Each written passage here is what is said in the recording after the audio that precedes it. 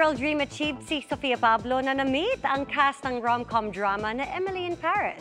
At di rin nagpahuli si Sofia sa kanyang very chic na OOTD looks. Yan ang chika ni Nelson Canlas. Emily in Paris? We only know Sofia Pablo in Rome. Slaying ang sparkle actress as part of the Philippine team sa cocktail night event ng Netflix para sa series na Emily in Paris. Sa IG, isinare ni Sofia ang snaps ng kanyang very classy and very cutesy look.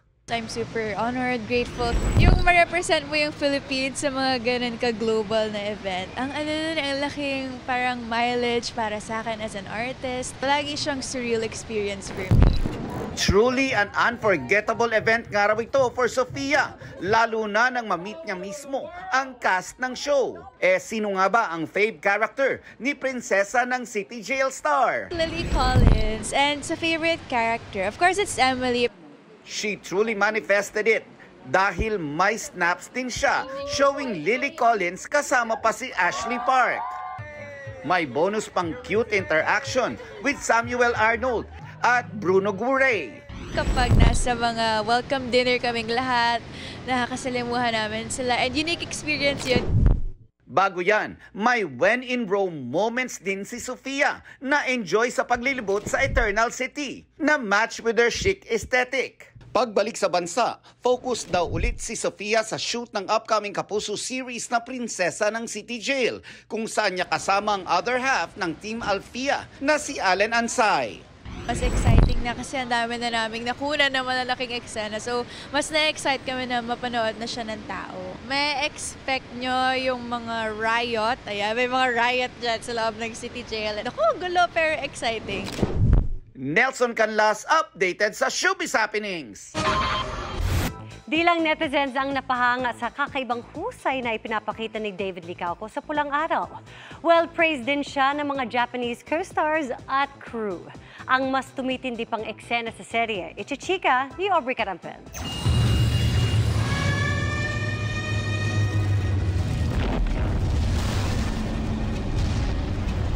Tagumpay na napasok ng ating mga sundarong mahihirap. Sa pagsanib ni Hiroshi sa mga Hapones, mas magiging komplikado na ang mga karakter sa Pulang Araw ni na Adelina, Eduardo at Teresita ayon kay David Licauco. Since nagsimula na nga yung war, mas magiging intense.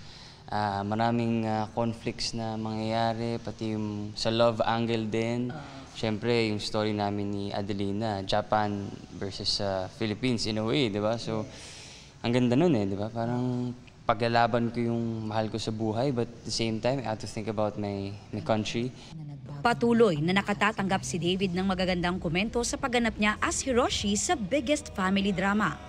Isa nga sa napapabilib kay David ang kasamahang Japanese actor na si Jackie Wu na gumaganap bilang kanyang ama na si Chikara Tanaka. Mo, watashi no koto wa soreta na desu ka? Hiroshi? He's very happy daw po na anak niya daw po si David. Kasi sobrang galing daw po ng acting niya na which nagiging emotional din siya. And right now parang anak niya raw si David. Parang ganun daw yung feeling niya.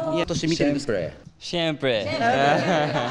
Ano masasabi mo doon? Hanga para sa iyo si Mr. Jackie? Hindi, actually ako ngayong hanga talaga sa kanya. Siyempre, Tagalog yung mga linyahan ng mga ka-eksena niya, hindi ba? So, napakagaling and ang ganda talaga. Every time na naka-eksena ko siya, naramdaman ko yung emotions. I would say he's one of my favorite co-actors to act with. Ang mga linya naman ni David in Japanese, mas nagiging tunog authentic daw dahil naman sa tulong ng Phil-Japanese actor na si Ryo Nagatsuka na nagsisilbi rin nilang Japanese coach. Suot mo ang uniforme ng ating hukbo. Isa ka na rin ba sa kanila? Hindi ko na ibig bang pag-usapan, Ria. Nani o matiranda? Hayaku, kokoro dete. Kasi syempre ang galing niya magturo ng Japanese and like seeing him is very hardworking.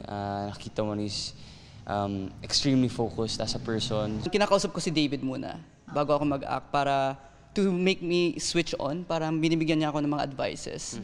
Kasi parang tinuturo ko siya ng Japanese lines, kung paano yung tono, tapos tinuturuan niya man ako ng acting. Sa episode ngayong gabi, ipakikita ang pagtatago ng magkapatid na Adelina at Teresita mula sa mga sundalong Hapon. Ang silong na pinagtaguan daw nila ay mismong silong ng bahay ng kanilang set na ginamit talagang taguan noong panahon ng World War II. Yan ang dapat abangan mamaya sa Pulang Araw pagkatapos ng 24 oras. Aubrey Carampel, updated showbiz happenings.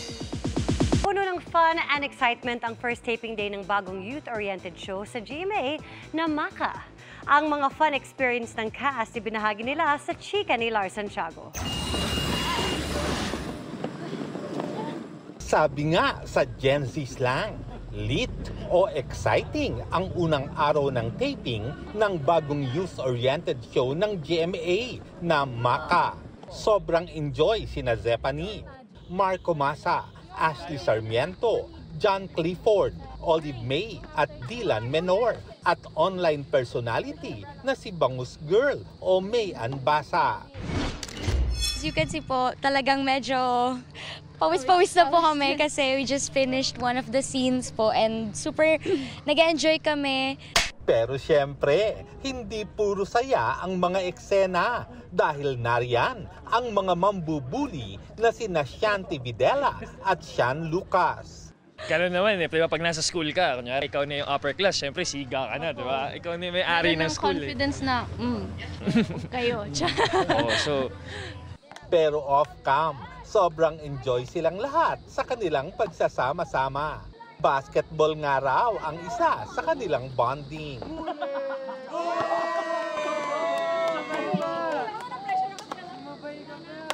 Priority namin yung mga girls din, di ba? Lalo na sa show na to, so we have to make sure na each and every girl or woman here is protected. Actually, kanina, may isang tent na ready nung dumating kami, tas sabi talaga namin, uy, sa girls na yan. Sa girls na lang. Oo, sa girls na lang. Sa first taping day, nakasama na ng young star si Romnick Sarmenta. Pero sa mga susunod na taping, makaka-eksena na nila ang iba pang senior stars na kasama sa project. Handa na ba ang Gen Z stars natin? 101% ready. Yes! Lahat po ng Maka students are born ready. Wow! Please watch out for MAKA Maka! Lars Santiago, updated sa showbiz happenings.